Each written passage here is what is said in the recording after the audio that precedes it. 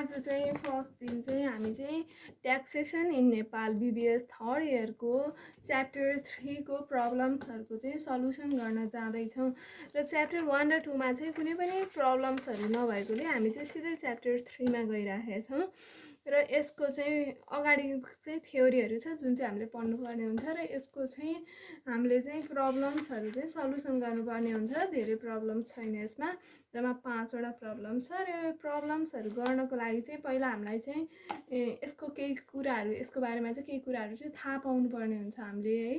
र त्यसको लागि चाहिँ मैले यहाँ नोट बनाएको छु र यसमा चाहिँ के भनेको छ भन्दा चाहिँ मानिसले छुट्टै छुट्टै पदमा रहेर छुट्टै छुट्टै रूपमा चाहिँ आम्दानीहरू चाहिँ प्राप्त गरेका हुन्छन् र त्यो आम्दानीहरू प्राप्त गर्दा तिनीहरूलाई नगदको बेसिसमा राख्ने या एक्रियल बेसिसमा राख्ने भनेर चाहिँ हामीले थाहा पाउनुपर्ने हुन्छ पहिले। र त्यसको लागि चाहिँ हामीले के गर्नुपर्छ भन्दाखेरिमा चाहिँ यहाँ प्राकृतिक व्यक्ति छ, यदि कुनै प्राकृतिक व्यक्ति छ भने उसले रोजगारी अथवा लगानी जेसुकैबाट आम्दानी गरे तापनि उसले सधैँ नगदमा नै आफ्नो कारोबारहरू राख्नुपर्ने हुन्छ। र एकलौटी व्यवसाय गर्ने व्यक्ति भनेको कसैसँग पनि पार्टनरसिप नभइकन एक्लै जुन गर्ने व्यक्ति हुन्छ उसले चाहिँ व्यवसाय सञ्चालन गर्दा चाहिँ आफ्नो खुसीले नगद वा प्रभावी जुनसुकै बेसिसबाट पनि खर्चहरू चाहिँ राख्न देखाउन खर्च र आम्दानी पाउँछ। र कम्पनी छ भने चाहिँ उसले सधैँ एक्रियल बेसिसबाट नै गर्नुपर्ने हुन्छ र अन्य निकायहरूले चाहिँ क्यास अथवा एक्रियल जे चुज गर्न नि पाइयो।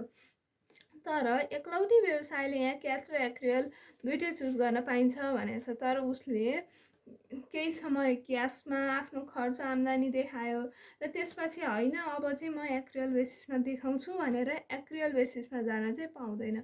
उसले क्यास बेसिसमा गरिराखेको छ भने क्यास बेसिसमा नै गर्नुपर्छ र एक्रियल बेसिसमा गरिराखेको छ भने एक्रियल बेसिसमा नै गर्नुपर्छ। त्यसो गर्दा के हुन्छ, हिसाब क्लियर हुन्छ। तर यसो गऱ्यो भने क्यास र एक्रियलमा दुइटै गऱ्यो भने त्यो हिसाब मिल्दा पनि मिल्दैन र त्यो गरेको कानुनद्वारा मान्यता प्राप्त पनि हुँदैन। त्यसैले जुन बेसिसमा गर्ने हो त्यही बेसिसमा नै गर्नुपर्ने हुन्छ। र त्यसपछि चाहिँ हामीले एक्सचेन्ज लस पनि निकाल्नुपर्ने हुन्छ र एक्सचेन्ज लस निकाल्नको लागि चाहिँ expenses booked minus expenses paid भनेको चाहिँ त्यो जुन बुक गर्ने बेलामा चाहिँ त्यसको रेट कति थियो र तिर्ने बेलामा चाहिँ कति भयो त्यसको डिफरेन्स चाहिँ एक्सचेन्ज लस हो भने पर्सेन्टेज अफ कन्ट्र्याक्ट कम्प्लिटेड निकाल्न चाहिँ total cost incurred upon total estimated cost into 100% गर्नुपर्ने हुन्छ। त्यसै गरी क्युमुलेटिभ इन्क्लुजन्स निकाल्न चाहिँ contract price into percentage of contract completed गर्नुपर्ने हुन्छ। क्युमुलेटिभ डिडक्सन्स निकाल्न total estimated cost into percentage of contract completed गर्नुपर्ने हुन्छ।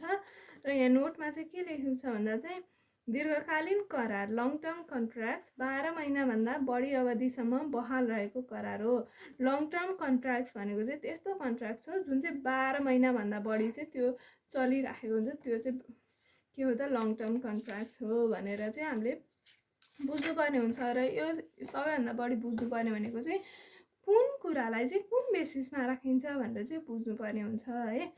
र यो चाहिँ यही हो। अब हामीले चाहिँ यो प्रब्लम्सहरू चाहिँ सल्युसन गर्नको लागि चाहिँ हेर्छौँ। फर्स्टमा चाहिँ के भनेको छ भने मकालु कम्पनी लिमिटेड पर्चेस्ड र materials of USD 15,000 from UK in 2079-80. The company charged expenses its books at the rate of Rs 120 per dollar. However, the payment was made in 2080-81. The rate of exchange rate at that time was Rs 128. Calculate the difference, the exchange gain or loss that should be included in 2080-81 भनेछ।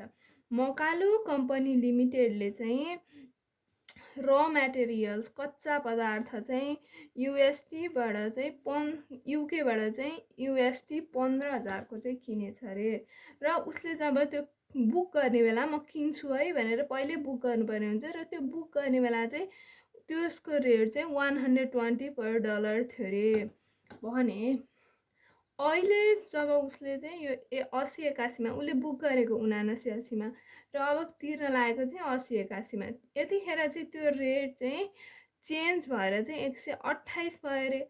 पहिला 120 थियो, अहिले 128 भयो भनेपछि अहिले त अब loss नै भयो, अहिले बढिसक्यो, हामीले बढी तिर्नुपर्ने भयो।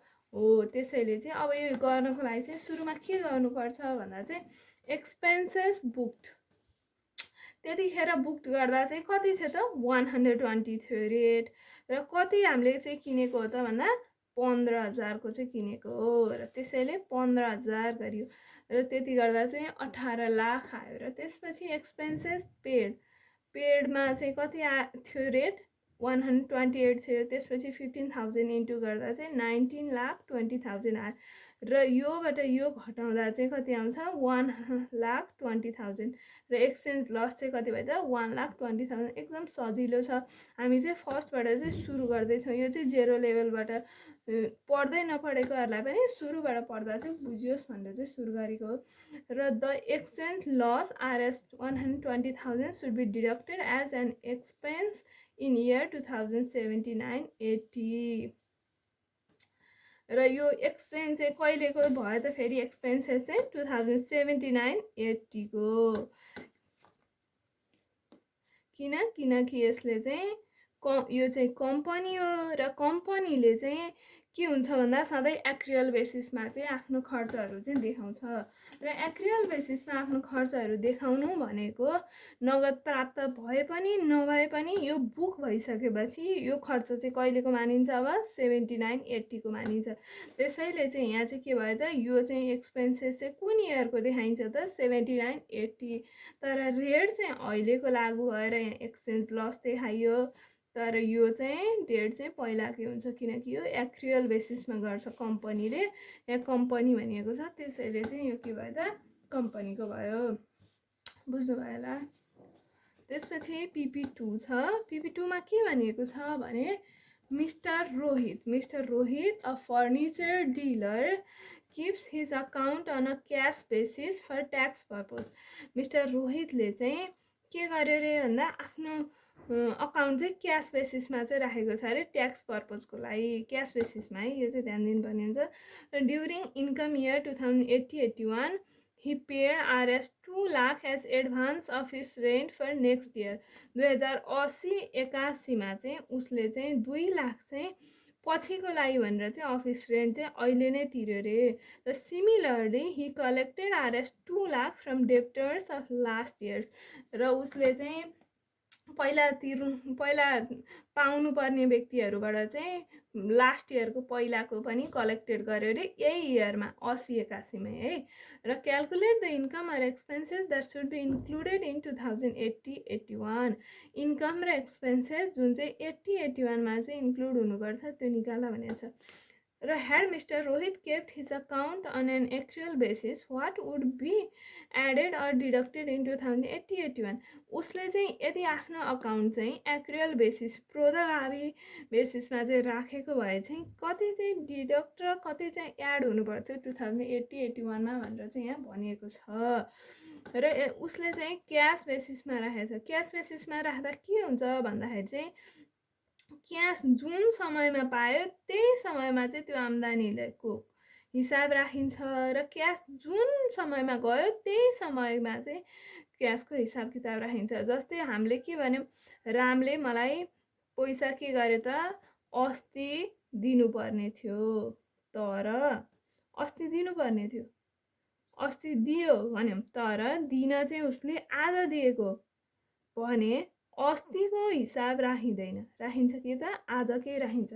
भनेको क्यास जुन समयमा आयो त्यही समयमा, र पछिको लागि दियो भने पनि आज प्राप्त गरेको छ भने आजैको राखिन्छ। र त्यसैले यहाँ अब PP2 को चाहिँ सल्युसन हेरौँ। अल टु सपोर्ट मी, र म चाहिँ अझै एकदमै युजफुल कुराहरू यो पुरै च्याप्टरहरू चाहिँ पुरै